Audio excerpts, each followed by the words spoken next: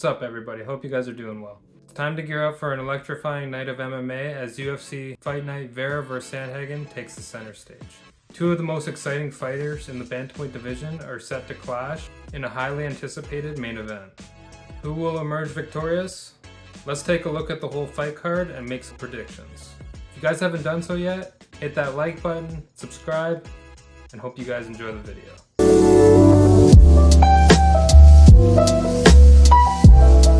All right, what's up, everybody? So UFC Fight Night, Mayra vs. Sandhagen, fight predictions, full fight card. So this card's taking place on February 18th, 2023, 6 p.m. Eastern. So we have 13 bouts here. It's going to be an awesome main event. Super excited for this. Definitely for the main event. The rest of the card looks decent. It's nothing crazy, but it still looks pretty good overall.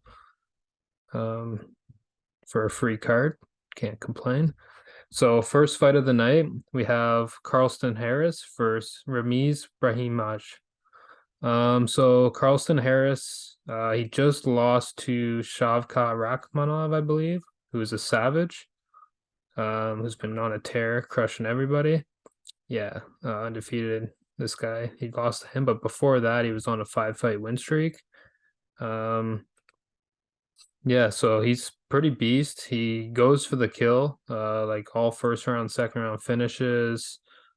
Most of his fights he goes for the finish. So, he's had 4 fights in the UFC, or sorry, 3 fights in the UFC. This will be his 4th fight. 2 wins. Beat Impa Consagana and Christian Aguilera. He's a beast. He just goes for the kill. Good striking. And he's actually pretty well rounded. He gets submissions as well. So this should be a good fight. Raiz Brahimaj. He's had, I believe, 4 fights in the UFC. Wins 1, then loses 1. Or sorry, he lost 1 first. Then he won 1, lost 1, won 1. Lost the Court McGee decision, veteran, so that's pretty good. Max Griffin, Sasha Palatkinov, and Michael Gilmore he beat. So these 2 guys, nothing crazy. This guy, I think, got the fight on short notice, so these were kind of easier fights for him. But when he did fight tougher guys, he did pretty well in those fights. With that being said, I'm going to edge this one towards Carlston Harris. So let's go. So for that one, yes, I'm going to pick Carlston Harris for this fight, guys. Stay tuned to the end of the video. I will give you my fight of the night prediction. So also let me know what you guys think will be a fight of the night in the comments. Zach Pauga versus Jordan Wright for the second fight of the night. So Pauga is dropping down to 205 pounds. He just lost to Kamaru Usman's brother. Yeah, so he just lost to him. He got knocked out from Muhammad Usman. Before that, he was undefeated. Won all of his amateur fights. Won all of his fights. Won all of his fights on The Ultimate Fighter, except for the fight against Usman in the finale. I actually thought he was gonna win that fight, but Usman actually pulled it off. So it's interesting to see him dropping down to light heavyweight. So it'll be interesting to see what happens in this fight. So other than that, that's his only blemish on his record. Jordan Wright, he's had quite a few fights in the UFC. Weight class middleweight, so he's actually moving up to light heavyweight. Dusko Todorovic, Marc-Andre Barrios, Bruno Silva, who's a beast. So he's lost to 3 guys. Pretty decent. Like, these guys aren't anything like crazy for UFC, like top 15 or anything. Like, nothing crazy. With that being said, and then he lost to Joaquin Buckley, beat Jamie Pickett. So he's beaten 2 guys in the UFC and he's lost to 4. I'm gonna have to edge towards Zach Pauga for this one. I think he lost to Usman, but Usman's a really big dude. I don't know. I think Zach Pauga's gonna edge him out in this one. Okay, so next fight. Josh Parisian versus Jamal Pogues. I had a hard time picking this one. This guy's a veteran. Jamal Pogues. Yeah, it's a little bit tougher for me to pick this one. But so let's see here. So he just beat Alan Badat, ground and pound. Dontel Mays lost to beat this guy, Roque Martinez, and lost to Parker Porter and won in the Contender Series. So he's 2-2 in the UFC. Jamal Pogues, I believe, is making his UFC debut. I think he won on Contender Series. If I'm not mistaken, I think he won a decision. Yeah, he won a decision on Contender Series. His striking looked pretty good in that fight. He was good at mixing it up. He was going backwards a lot, letting the guy either come into strikes, or if the guy got too aggressive, he just kept using the same takedown to take down his opponent here, and just eked out a decision. Like, not just eked it out, like he won the decision for sure. But he looked pretty good, looked pretty well rounded. If anything, I feel like maybe this guy would get him because of his experience, but I have a feeling this guy's going to pull it off. He looked pretty good in his fight, pretty well rounded. So I'm going to pick Jamal Pogues for this one, guys. Okay. Let's see here. So then we have AJ Fletcher versus Themba Gorimbo. Okay. So Themba was originally supposed to fight this guy, Billy Goff, but he withdrew from the fight. So AJ Fletcher, he looks pretty good. He was a Contender Series guy too, as well. I believe he's had 2 fights in the UFC. I think he's lost both of them, but they were both decision. Yeah, so he won by flying knee first round in Contender Series. He lost to Angelusa. He still looked pretty good in that fight. It wasn't crazy. This guy's pretty good too. So he's lost 2 decisions. Nothing too crazy.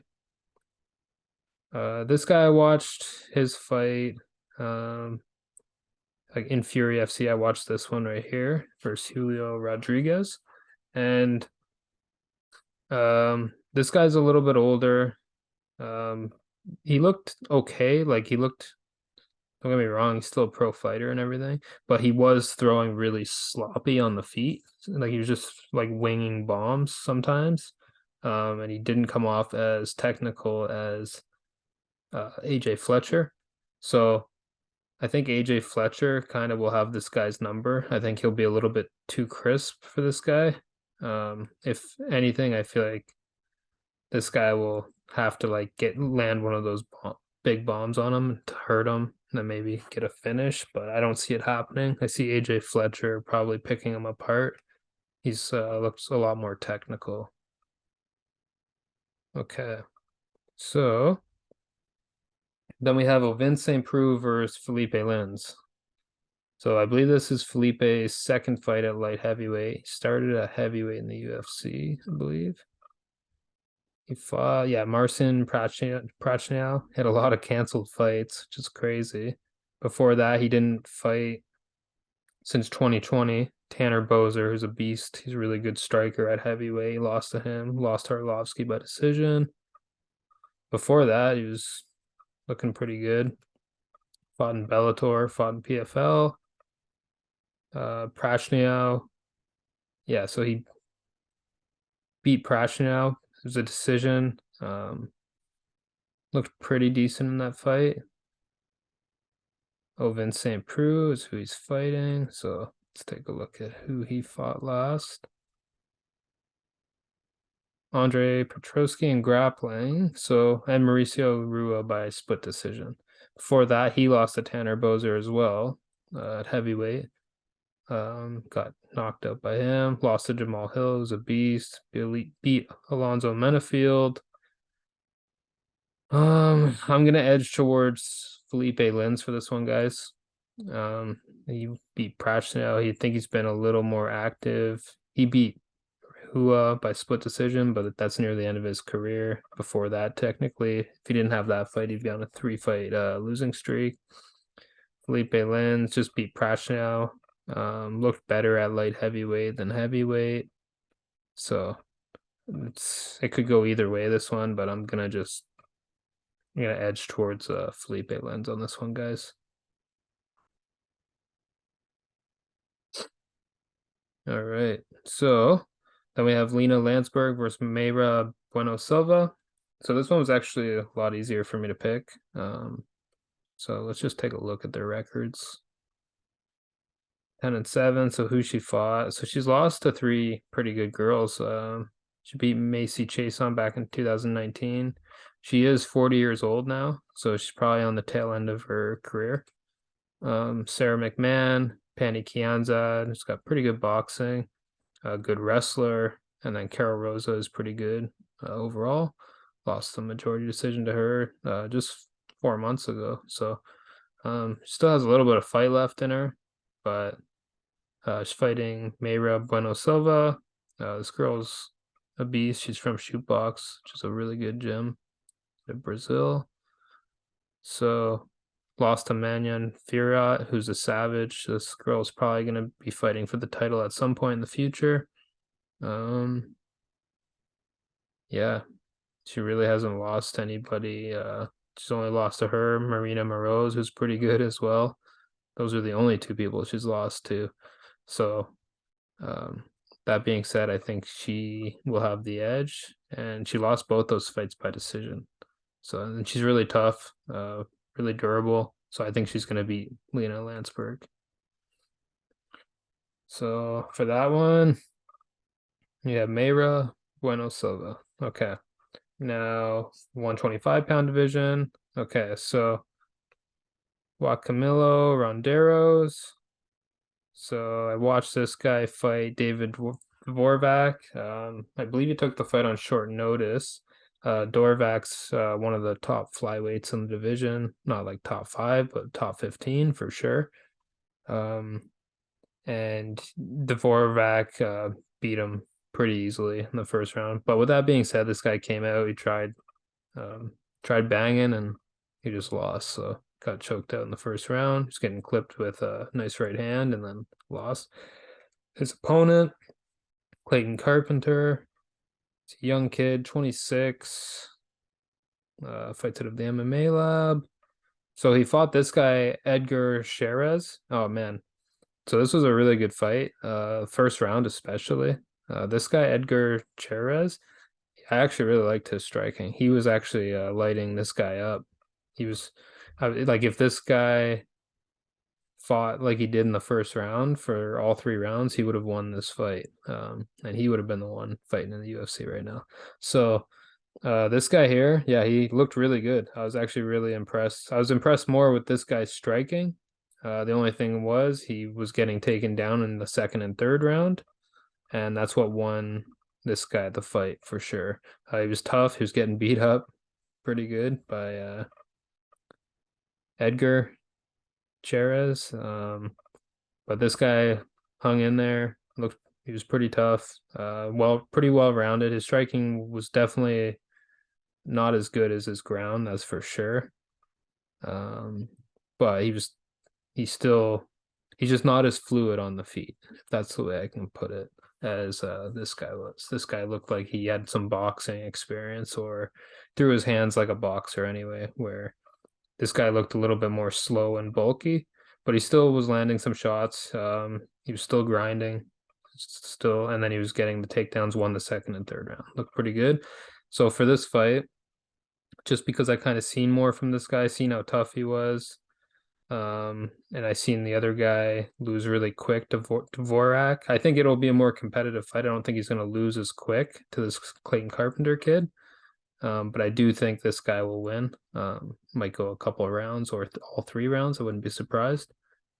Okay, and then now we have Joe Solecki versus Benoit Saint-Denis. So this one was really hard for me to pick. Benoit Saint-Denis, I would say, is more of a striker. Goes for the KO. Let's see here. Yeah. even though he does have some submission wins, but from what I've seen, he definitely is trying to go for a knockout. But he does have a lot of submissions as well. So, oh yeah, a lot of submissions. Maybe earlier in his career, and he's just getting into his striking now. But he striking didn't look like he just goes for the kill. He didn't look like super like one of the most technical people I've seen striking. He looked good, but he was not like he was just more trying to knock the guy out. So that's always dangerous, regardless. If you have aggression and you can know how to use it without and you know that your striking is better than your opponents, you have a good chance of winning that fight. I do think his striking will be better than Joe Solecki's.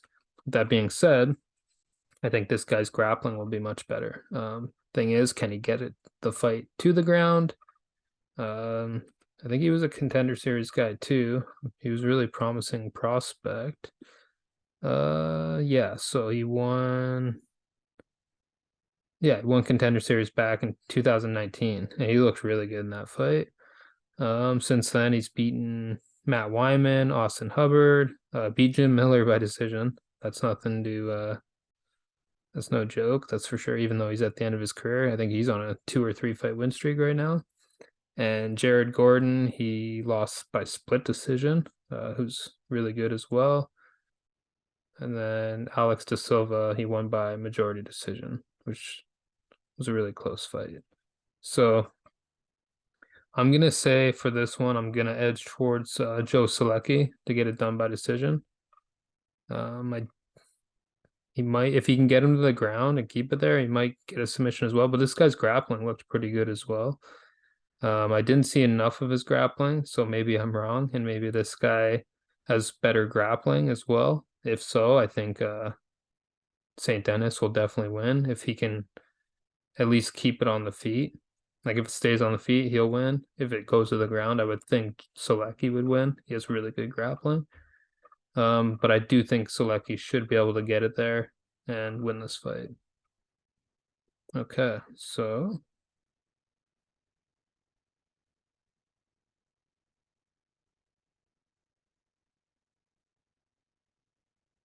now we have Nazim Sadikov versus Evan Elder. So this guy looked like a savage from the fight that I watched him in. It was his Contender Series fight.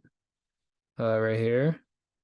Ahmad Sahil has a yeah, I can't say his last name. Hassan Zada. So he looked really good in this fight, honestly.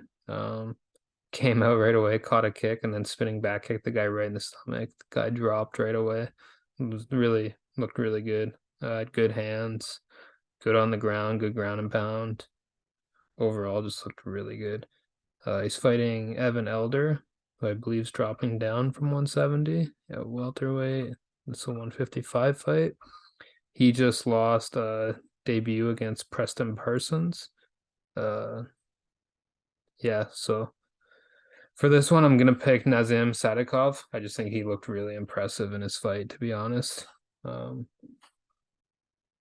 So that'll be a good fight, one of the better ones. And let's see here. So now the main card. So Talia Santos versus Erin Blanchfield. I'm really excited for this one. Talia Santos, let's take a look. She's definitely more experienced when it comes to MMA. That being said, Erin Blanchfield's really good on the ground. So she lost a split decision to Valentina. Before that, she lost to Mayra Barella in 2019. Then she beat Molly McCann by decision, Jillian Robertson by decision, Roxanne Modafferi by decision, Joanne Wood by rear naked choke round 1. So, like, Roxanne's retired. She was on her way out. Molly McCann, good striker, but you can get her down. It's not as good on the ground. Jillian Robertson's really good on the ground, not as good on the feet. So she kind of had, and this girl's well-rounded, so she kind of had advantages against these girls everywhere. Then Joanne Wood's good on the feet, but not as good on the ground. So she had 2 strikers and 2 grapplers she fought, pretty much. And so she just kept the fight where she wanted to, and that's like it's hard to beat a girl that's well-rounded if you're not well-rounded. So Valentina, even Valentina was in trouble with her early on the ground. Same thing. The difference is with Erin Blanchfield, I think this girl could give Valentina problems even if she gets her on the ground, or especially if she gets her on the ground. Sorry. So since she's been in the UFC, so she lost a split decision to Tracy Cortez back in 2019. Since then, that's her only loss. She fought in Invicta, then she got signed, won a decision 2021, won a decision to Miranda Maverick, standing guillotine against JJ Aldridge. It was pretty good as well. More of a striker as well, though. Molly McCann took her down, crushed her on the ground. She looked really impressive in that fight. I think this will be her toughest challenge yet, for sure. Talia Santos is the most well-rounded. She has to get Talia Santos to the ground, I believe. If she can get her there, she'll get the win for sure. I think if she gets anybody to the ground, they're gonna have issues with Erin Blanchfield. So for this one, I'm going to pick Erin Blanchfield to win. I think she'll be challenging for the title in the near future. In between her and Manon Farriot at 125. It's nice to see there's finally some contenders coming up in the female 125-pound division. Okay, so then we have 205-pound division, William Knight versus Marcin Prachnio. I believe William Knight's on a couple fight losing streak here. Kind of hope they do add one more fight to this main card to kind of bring it up a little bit. So he lost to Maxim Grishin, lost to Devin Clark. He just fought this fight at heavyweight. I couldn't believe it. He was like 250 pounds. So he's dropping back down to light heavyweight for this fight against Prachnio. So he lost to Devin Clark, lost to Maxim Grishin, beat Alonzo Menafield, which I think would go differently now if they fought. So Marcin Prachnio, he just fought Felipe Lins. So another guy that's on this card. He lost to Felipe Lins, but before that he beat Ike Villanueva by body kick and Khalil Roundtree by decision. So before that he was on a 3-fight losing streak. But he has pretty good striking. William Knight, I feel like might gas out. William Knight, I feel like has to get him against the fence, use his weight and his size to kind of wear him down.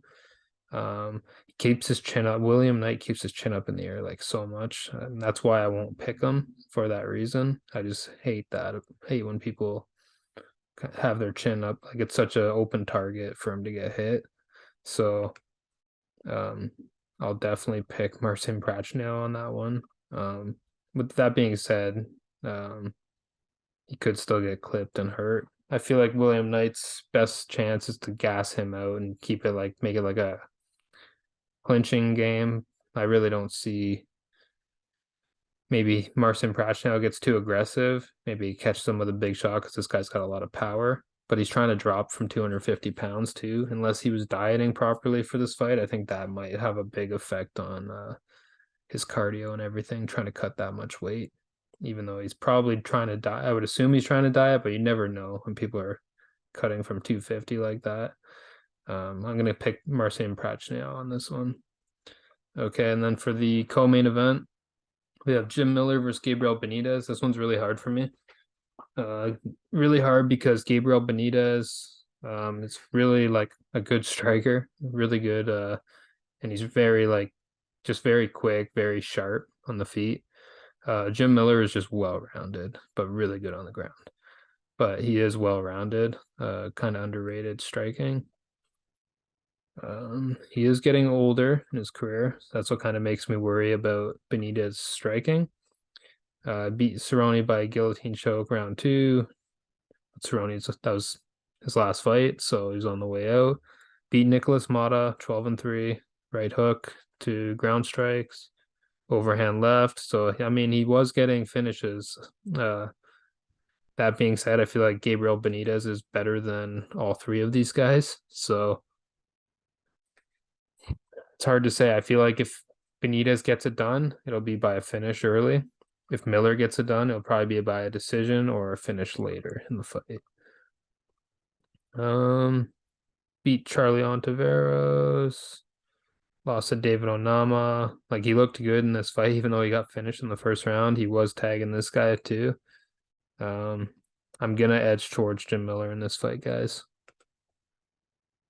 Okay, now we are at the main event of the evening. Definitely the most exciting fight for this card. For sure, it stands out more than any of these other fights by far. Marlon Vera versus Corey Sandhagen. So this is an interesting one. Corey Sandhagen, very technical, long, rangy. I feel like he should be able to outpoint Vera. But the thing is that I like about Vera is he fights to do damage. He fights to hurt his opponents. So does Sandhagen. Don't get me wrong. But Sandhagen is a little bit, he's calculated. They're both calculated, but Sandhagen, I feel like not everything is 100% thrown with power all the times. Vera, a lot of his strikes are thrown with power to do damage. He got very hard head kicks for sure. Very hard kicks in general. So this will be a great fight. I have a really hard time picking this one. I was edging when I initially thought about this one. I was thinking I would pick Sandhagen just because he's super technical. He could definitely beat Vera. Vera's last loss was to Jose Aldo. Sandhagen, I believe, is on a 1-fight win streak right now against Song Yadong, which was a cut. Before that, he lost to Dillashaw, that was such a close fight. Could score that fight either way. Depends on how you score a fight. I feel like Dillashaw had the better grappling, and Sandhagen had the better striking for sure. And Peter Yan, he definitely lost the Peter Yan fight, but it still wasn't like a complete domination, but he did lose that fight. That being said, Marlon Vera, I think he's just super determined to get a title. So is Sandhagen. They're both determined. I could see this fight going either way. I won't be surprised if either guy wins. I'm just super excited to watch it. I know most of you guys probably are too, if you're a hardcore MMA fan. So I'm gonna pick Chito Vera for this one. The only reason why I'm doing that is because that's who I want to win. But I won't be surprised if either guy wins. I just feel like maybe Chito's gonna pull it off somehow. But I won't be surprised if Corey Sandhagen smashes them too. I think it'll be competitive. It'll be a good fight. All right, guys. So I'm going to let you know what my fight of the night is now. If you haven't subscribed yet and you like these videos, please subscribe to my channel. It's going to help me keep putting out videos, and I want to hopefully grow, and then I can do some giveaways in the future. So I appreciate you guys watching. Like the video, subscribe, and let me know in the comments what your fight of the night is, what you're most excited for, what future card you're excited for. I know Gone versus John Jones is coming up too, so I'm pretty amped for that as well. I'm excited to do a fight breakdown on that as well. So my fight of the night for this card, guys, is going to be Marlon Vera versus Corey Sandhagen, hands down. There's no other fight on this card that compares to that. And I think it's going to be hard for anybody to put on the fight that these guys are going to put on. All right, guys. So I appreciate you guys watching. Thanks.